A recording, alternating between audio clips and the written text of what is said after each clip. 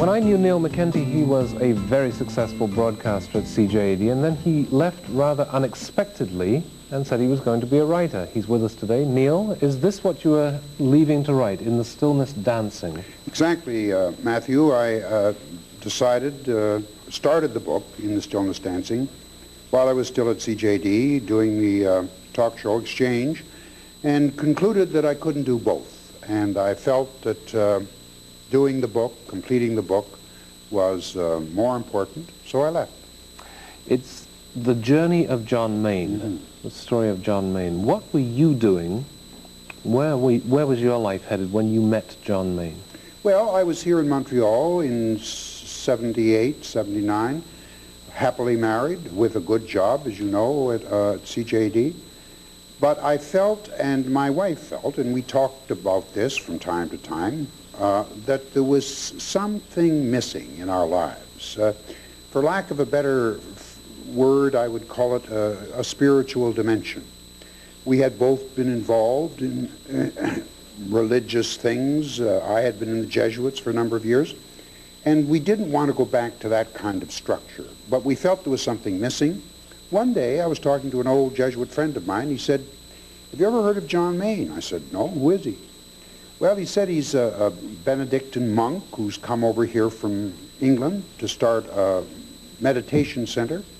Well, I didn't do anything about it for a while, and then one day I picked up the phone, I called, John Mayne answered. He said in, very, very modulated British-Irish tones, very friendly, "Come over and see me." And it turned out he lived in NDG in a rather run-down house on Vendome Avenue. And I went over one Sunday morning, and we sat on the back veranda, which itself was rather rickety, and talked about sports and how to raise money to keep rickety houses from falling down. And I said, "I'd like to talk to you about meditation." Now, when you mention the word meditation, I'm sure a lot of people think, conjures up a lot of images in their mind, but the one image I'm sure it doesn't conjure up is anything that would have to do with Christianity, or if they think of it at all, it may be something like In the Name of the Rose, where the monk goes off into his cell for hours on end in silence. But they don't think of what you are talking about. Well, John Mayne was in the British Civil Service at one time when he was about 30, and he was in Malaya, and he met a Hindu Swami, a young Hindu Swami, who had a center which involved an orphanage, a school, a meditation place. Mayne was enormously impressed with this Hindu Swami, and he asked him to teach him how to pray, how to meditate. I think all his life John Mayne was a seeker, a searcher. He was on some kind of a journey. And when he was in Malaya at the age of 30, he still hadn't found whatever it was he was looking for.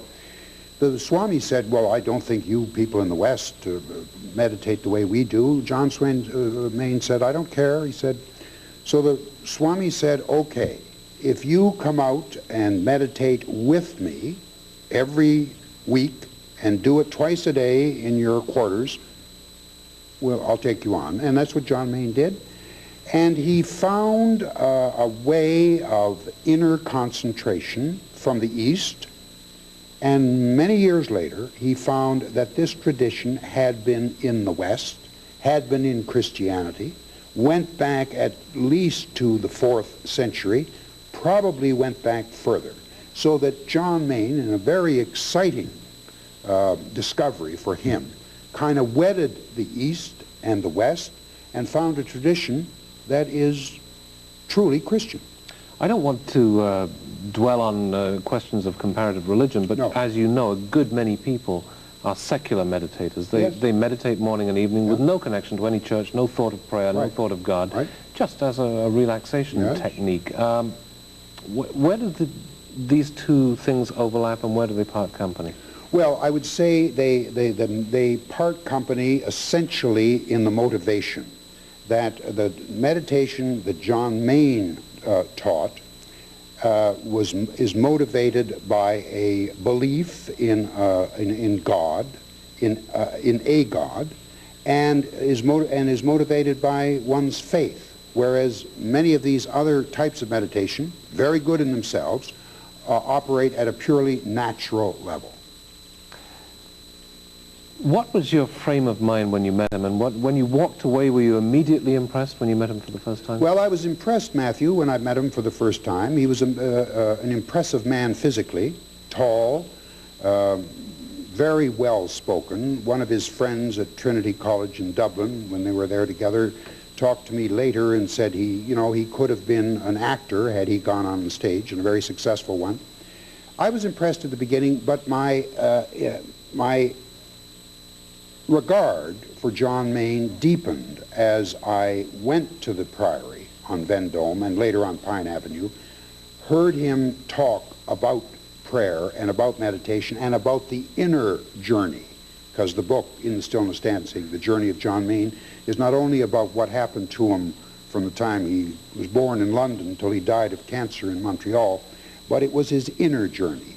And it was, when he talked about this inner journey, what impressed me most was that it sounded authentic. It sounded as though he was talking about something he had experienced. Neil, we will have to continue this tomorrow, will you? Yes, indeed. Let us. Will you join us too at the same time for part 2 of our interview with Neil McKenty? We'll see you then.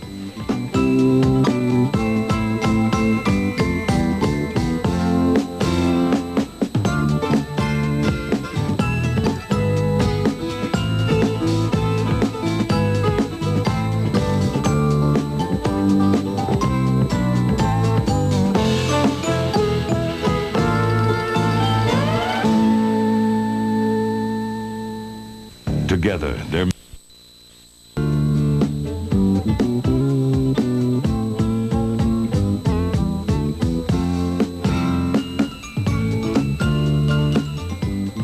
Neil McKenty is probably best known to you as a broadcaster, but he is also an author. The book in question is In the Stillness Dancing, The Journey of John Main. Neil, welcome once again. We've known each other for a while, but I think this is actually the first time we've ever really worked together on air. I think so, Matthew. It is. It's a great pleasure. But you had to write a book to make it come to pass. John Main, just to recap, you met him in what year? Met him in the summer of '79. You came away impressed? Yes. Was it in any way like a conversion experience? Oh, no. Did the light go on, or was it a gradual appreciation of what he had to offer? Much the latter.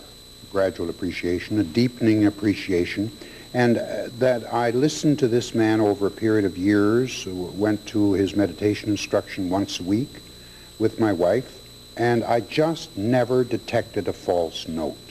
This is what, I mean, there were all kinds of things that I would argue with him about. I enjoyed arguing with him. I think he enjoyed it. But I just never detected that this man was putting on the dog, that he was talking about some kind of spiritual reality that he himself had not experienced. He may have experienced the spiritual reality, but for most of us there is a material reality of dealing with day-to-day business of paying rents, paying mortgage, putting kids through school, buying all of that stuff. And it's very easy to have this aspect of our lives get pushed further and further to the back, and to the point where it gets forgotten or never even considered. Was he plugged into those day-to-day mundane realities the way we have to be? Yeah, I think he was very much plugged in, perhaps from a slightly different angle. He was, when he was headmaster of a private boys' school in Washington, one of the things that he became aware of and wrote to friends in Hong Kong about, he said, people seem to be living here at the very edge of their nervous system. And he knew all about production and materialism, and he knew and realized, he saw young people going off to India to discover something that they was missing in their lives. He came to the realization that this journey outward for more material goods, for more success, more promotions, a better marriage, that way happiness did not lie. And he was more and more convinced that it was the inner journey that mattered. And it was in providing a way to travel this inner journey that John Main was, would say, I'm sure, that if you were at peace within, even your material situation would be easier to cope with. Did you feel anything that approached a compulsion to write this? Why did, I mean, was this suddenly your mission that when he died, you must put it all down on paper? No. The day he died in the morning, about 8:30, and that evening, his successor, Father Lawrence Freeman, who is now in charge of the Priory on Pine Avenue, young man, very dynamic, very vital, asked me, much to my surprise, if I would write the biography of John Mayne, or would consider writing it. And I immediately said yes. No pros, no cons. I think it was, without any doubt, the most rich opportunity that had come my way during my lifetime. Now, you see, a lot of people would say that you had a good job and you walked away from it. I mean, I think a lot of people in broadcasting might say he's one of the few who ever did walk away from it. Don't you miss it? Well, I miss talking to the people, Matthew. I had an open line show, as you know, but I left it to do something that I felt had to be done, wanted to do it, was important, didn't know how much time there'd be to do it, and so I've been totally engrossed in the book. So in a sense, I haven't had time to miss what I considered a very enjoyable job. Who were you writing this for?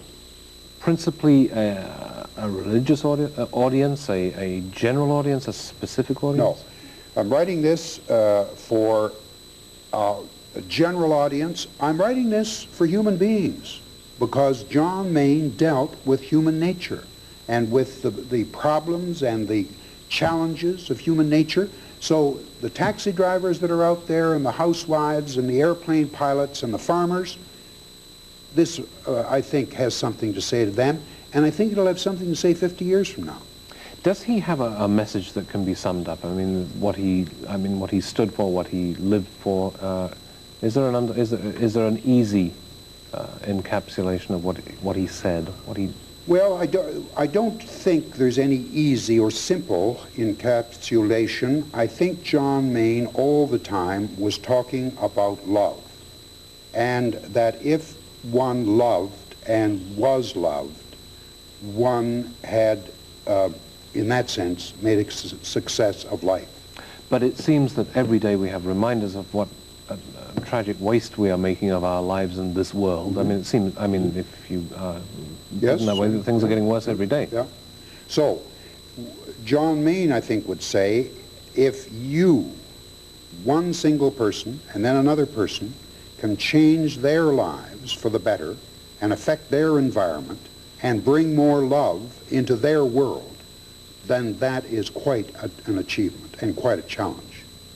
Neil, thank you so much. Thank you, Matthew. One of these days I'll get an hour-long show and we'll do it justice or begin to. Okay. The book is In the Stillness Dancing, The Journey of John Mayne by Neil McKenty. It's been my pleasure to meet you again, and I'm about halfway through, and it's been my pleasure to be introduced to John Mayne. We'll see you next time.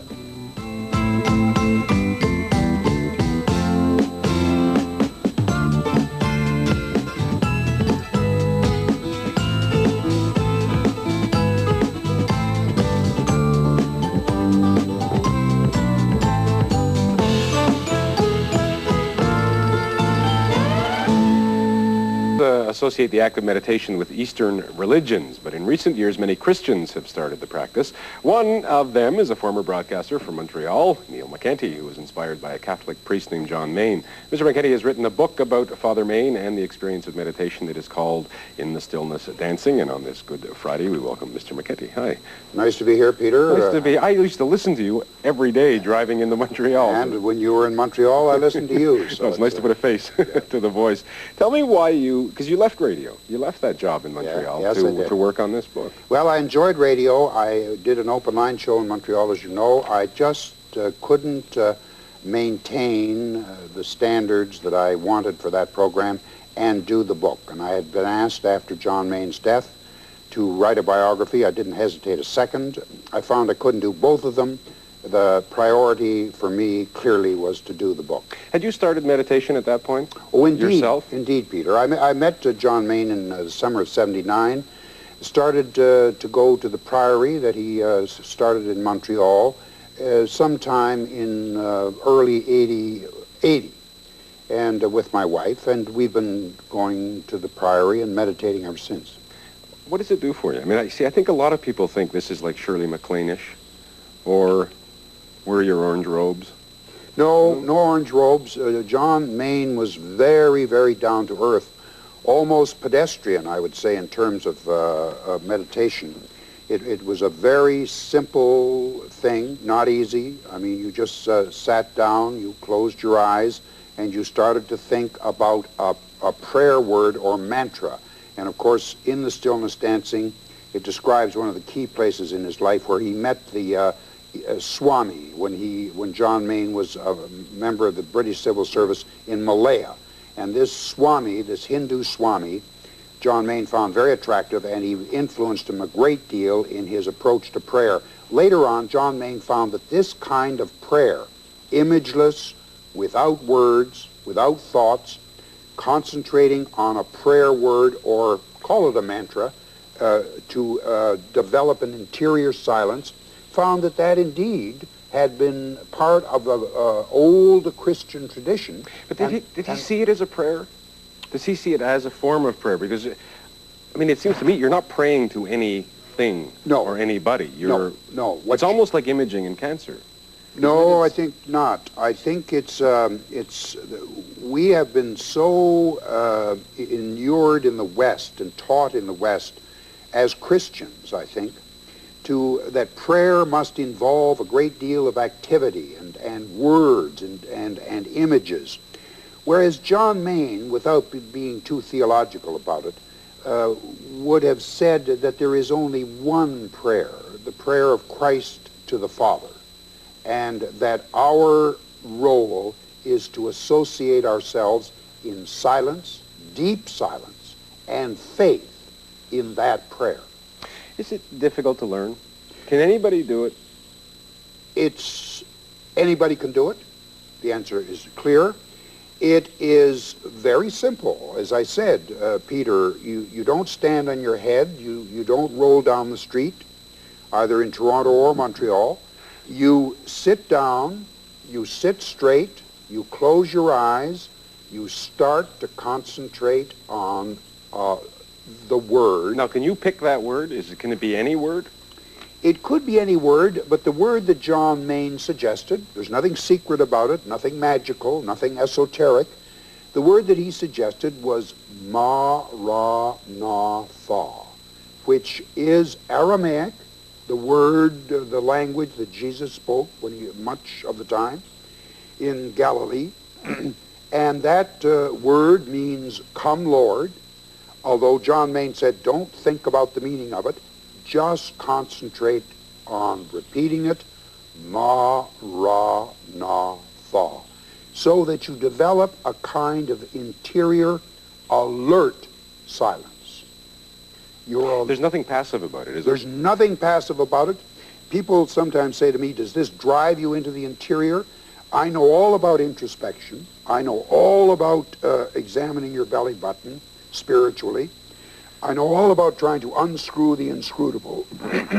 I was in the Jesuits, as you know, for a good many years.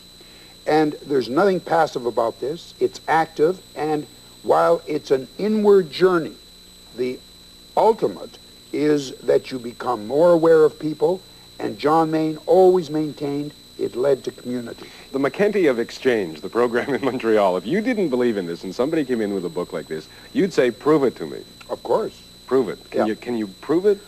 Only this way, Peter, that my wife and I have been meditating for 6 or 7 years. We've seen other people meditating. We have seen nothing dramatic.